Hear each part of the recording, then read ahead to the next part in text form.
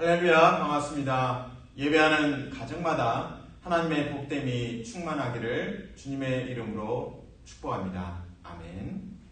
찬송가 94장입니다. 주 예수보다 더 귀한 것은 없네.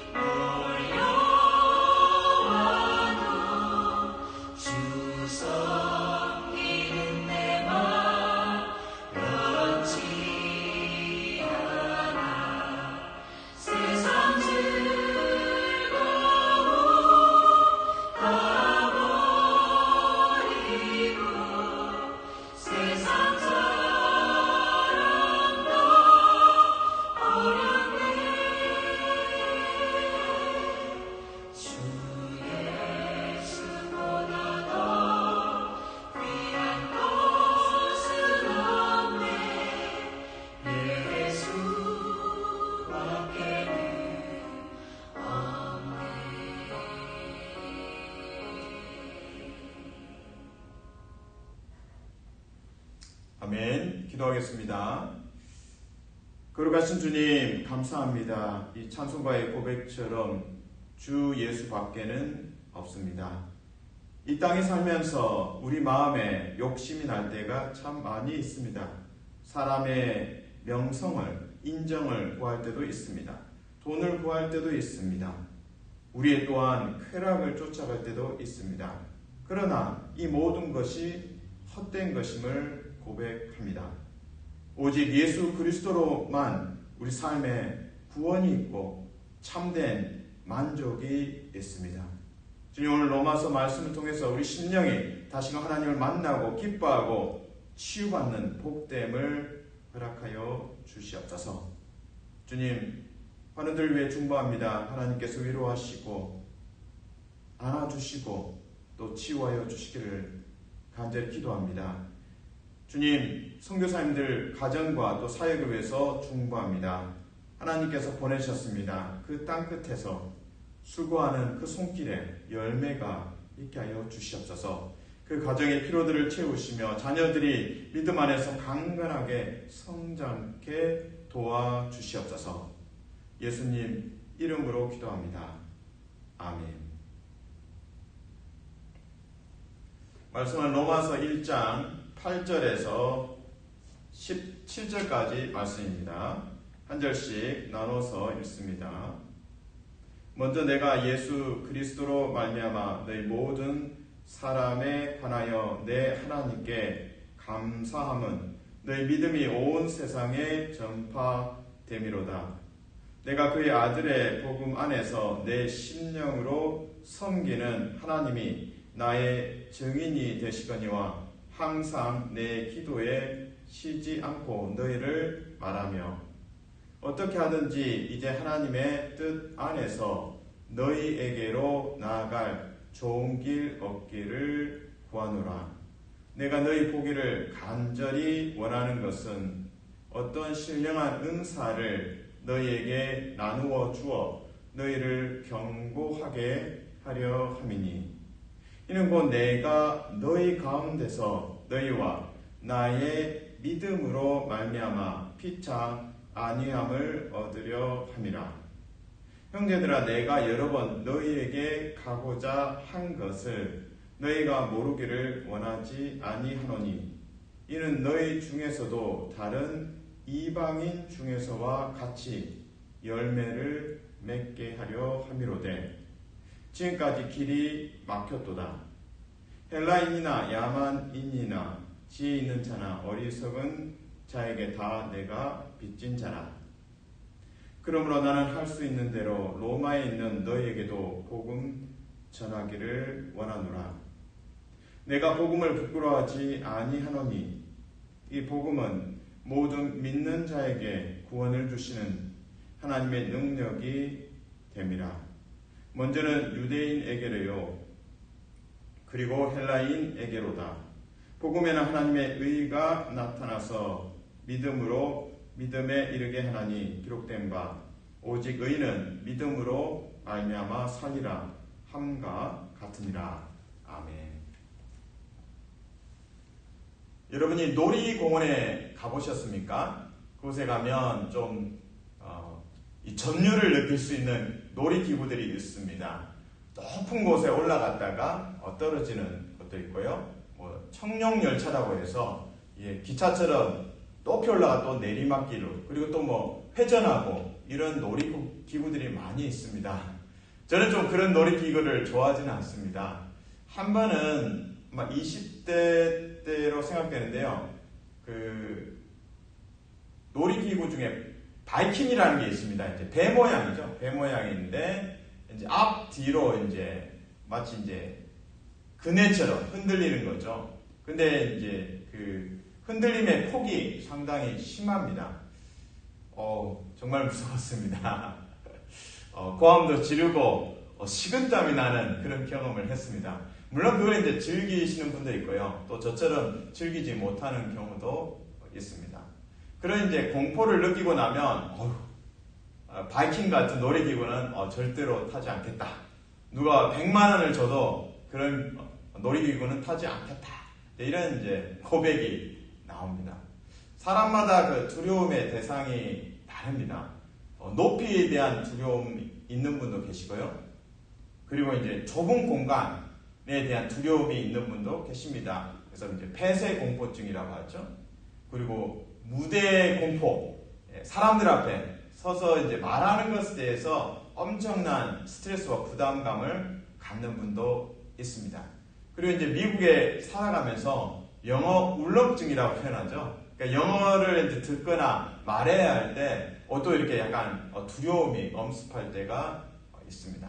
사람마다 다 그런 이제 공포가 있습니다. 오늘 로마서는 로마 제국에 편지를 쓴 그 내용입니다. 바울이 로마에 편지를 보냈습니다. 로마 그 시민들이 갖고 있는 공포가 하나 있습니다. 그 공포와 두려움은 십자가형입니다. 물론 로마 시민들은 이제 십자가형을 당하지는 않습니다. 주로 로마 제국이 거대한 영토를 다스리다 보니까 노예들이 많이 필요합니다. 그리고 그 노예 중에 이제 반란이 일어나면 노예 반란자를 십자가형에 처하게 됩니다. 또한 이제 흉악범이라든지 또 뭐 제국이 넓다 보니까 로마 제국에서 반란을 또 역모를 시도하는 사람들 다 십자가형에 처하게 됩니다. 그런 십자가형에 대한 그 역사적 배경을 보면 오늘 독자들이 경험했던 또 들었던 내용들이 있습니다. 십자가는 끔찍하구나. 그래서 이 로마서가 쓰여진 시점이 대략 약 기원 후 57년경으로 보고 있습니다. 그런데 약 한 130년 전, 뭐 꽤 시간이 지났지만 아마 할아버지를 통해서 아버지를 통해서 이렇게 이제 전해지는 십자가의 공포가 있을 겁니다. 약 130년 전, 이 로마서를 읽는 독자들 기준으로 보면 130년 전에 이런 일이 있었습니다. 그 노예들이 반란을 일으켰습니다. 그러니까 로마 제국을 유지하는 노동력은 다 노예들이었습니다. 전쟁을 통해서 얻은 전쟁 포로들이 광산에서도 일하고 건축 현장에서도 일하고 심지어 이제 교사나 또 의사, 회계사 뭐 전 영역에서 노예들이 일했습니다. 또 우리가 잘 아는 이제 검투사, 검으로 이제 싸우는 죽기까지 싸우는 이제 검투사, 글라디에이터도 또 노예 출신들입니다. 기원전 73년경에 그 노예 한 사람이 반란을 일으켰습니다. 그의 이름이 스파르타쿠스입니다. 이 스파르타쿠스가 검투사입니다. 약 한 70명의 검투사들과 함께 반란을 일으켰습니다. 물론 70명은 로마 제국의 규모로 보면 엄청 작은 인원입니다. 근데 생각해 보십시오. 이 사람들은 싸움꾼입니다. 검투사입니다. 목숨을 걸고 수련을 했기 때문에 또 글래디에이터로 검투사로 싸웠기 때문에 실전 경험이 많죠. 그리고 70명으로 시작했지만 노예들이 얼마나 이제 해방을 맛보고 자유를 맛보고 싶겠습니까? 70명에 이제 붙는 거죠. 그래서 70명으로 시작했지만 계속 그 반란 세력이 늘어나서 한때는 약 12만여 명에 이르게 됩니다. 규모뿐만 아닙니다. 검투사들이 지휘를 해서 그런지 로마 정규군하고 싸움에서도 연전연승하는 사례가 생겼습니다. 이게 이제 로마 제국에는 충격이었죠. 노예 반란 정도야 우리 로마 군인들이 용맹스러우니까 금방 처단할 수 있다. 그렇지 않았습니다. 계속 밀리다가 보니까 이 노예 반란이 약 한 2, 3년 동안 지속되었습니다.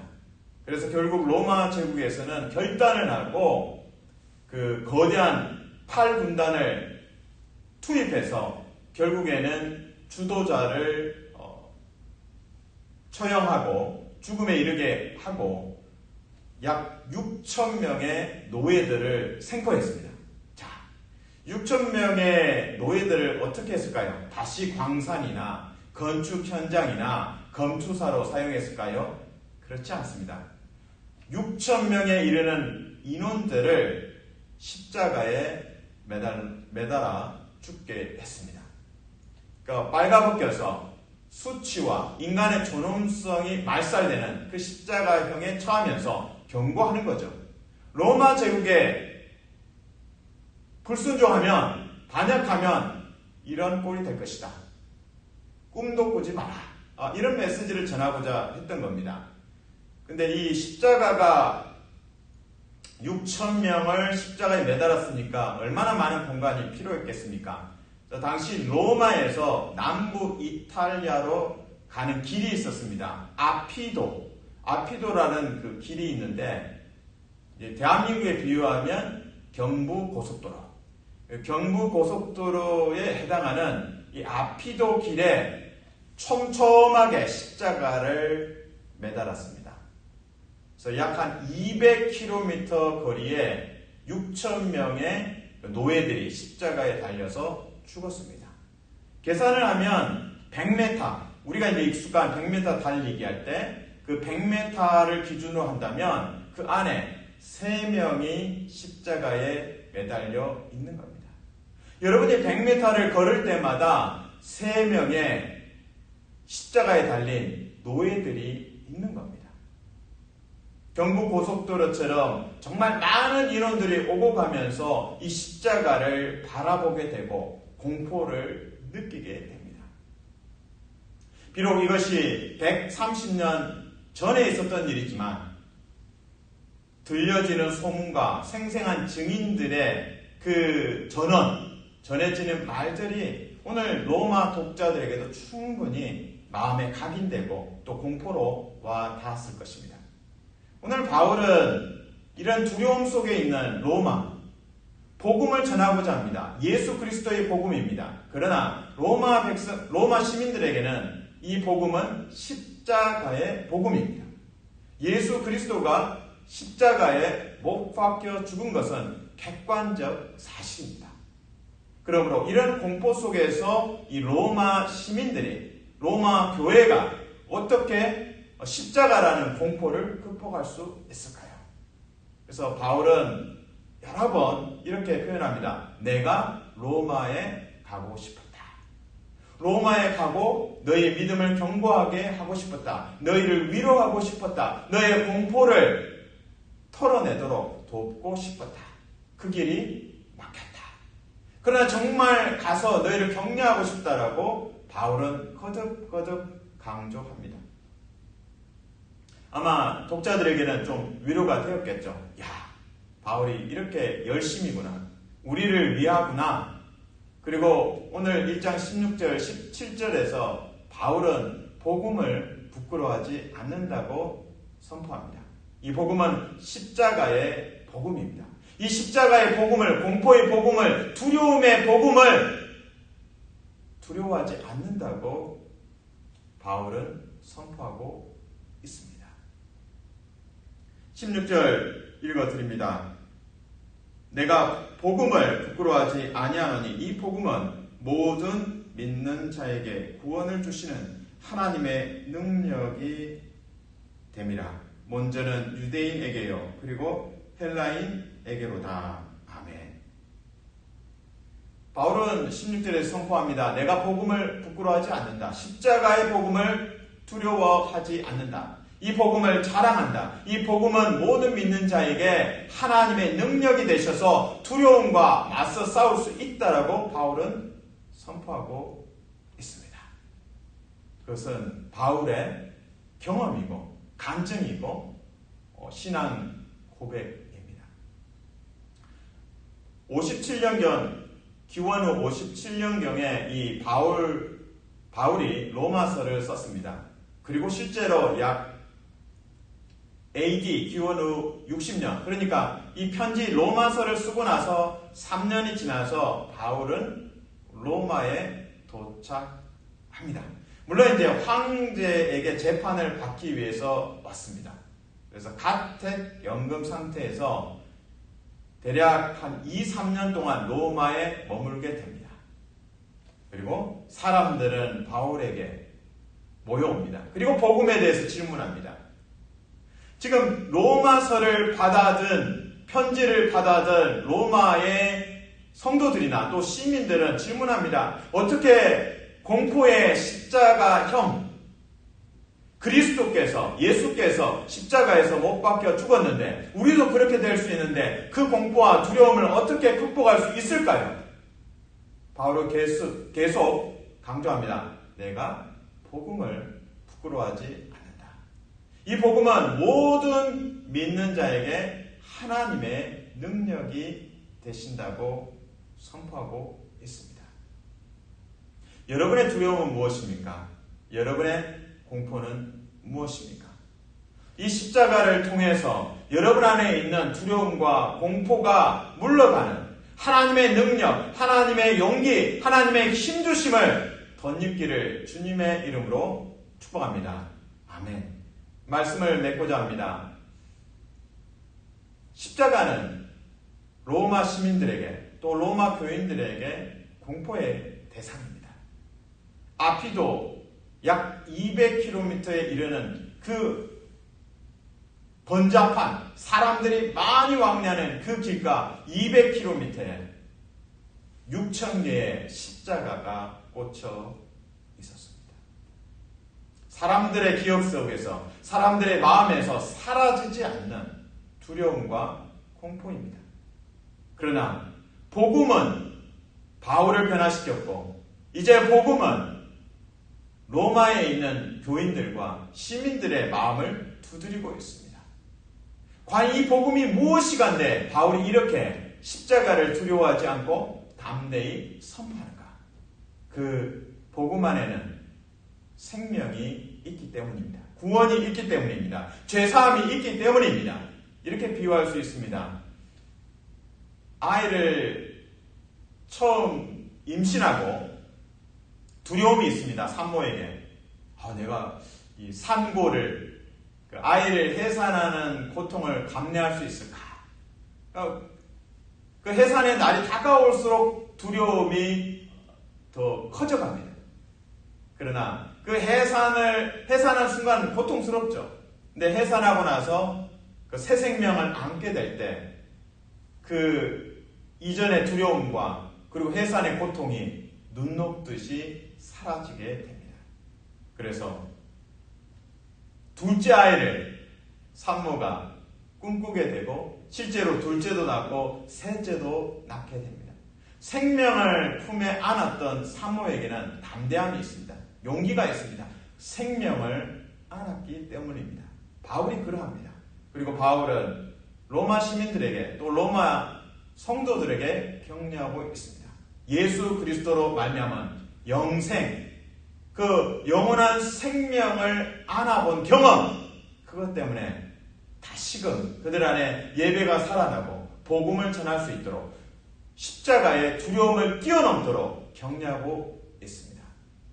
사랑하는 성도 여러분, 축복합니다. 여러분의 안에 있는 두려움과 걱정과 근심들, 십자가로 말미암은 그 십자가의 구원으로 말미암은 그 복음, 생명의 복음, 구원의 복음, 하나님의 평강의 복음 경험하시고 생명의 복음을 담대히 전하시기를 주님의 이름으로 축복합니다.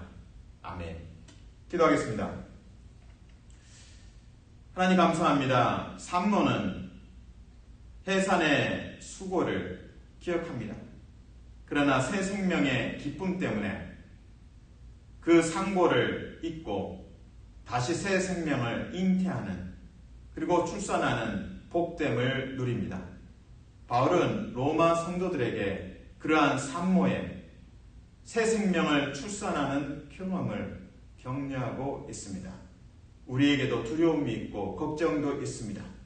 그러나 이 복음을 믿음으로 인하여 하나님의 능력을 경험하고 우리 안에 있는 걱정, 근심을 다 던져버리기 원합니다. 오직 생명을 잉태하는 복음을 담대히 우리 이웃에게 땅끝으로 나아가 전하게 도와주시옵소서. 예수님 이름으로 기도합니다. 아멘.